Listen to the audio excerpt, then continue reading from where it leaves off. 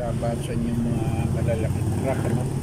Alas 10 ng gabi, no? Dito sa may Epligaspi. May pong Epligaspi Javier Bridge, no? May pong Pasig City.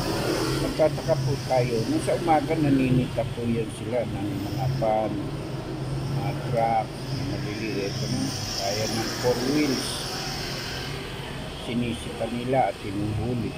Pero magtataka ka, pagdating ng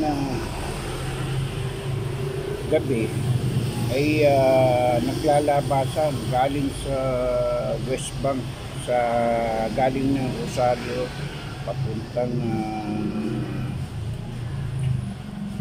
S-Bank, ano? Dadaan ng tulay ng Javier Bridge sa may bunga yung mga trailer truck. Bakit hindi nila hinuhuli at pinapayagan nila na dumaan yung mga nasabing mga trailer truck, ano? Hindi kaya bumaksak ang tulay o mag-truck? Ina-attention po natin si Mayor Vico Soto at saka si retired Colonel Rodrigo de Dios, ang head ng Peace in Order ng Pasig, at hindi kaya makasama yung pagdaan-daan ng malalaking truck sa nasabing Javier Bridge sa may Epligaspi may bunga.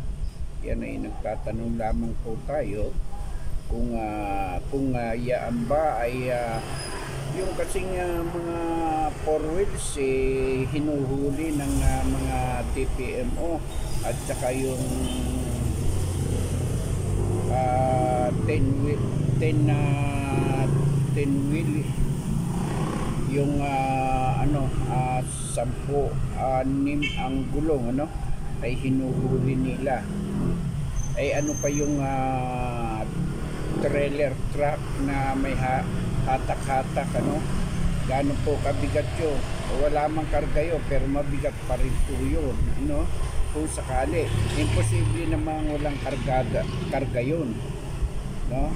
Na dumadaan dyan sa nasabing Javier Bridge sa Epligaspi, Pasig City. Mayor, ay pagtuunan po ninyo ng pansin, ano? At saka si retired Police Colonel Rodrigo de Dios, ang head ng Peace in Order ng Pasig City. Sir, pagtuunan nyo po ng pansin, baka magkaroon ng crack o problema yung nasabing Javier Bridge, no, sa Pasig City. Thank you.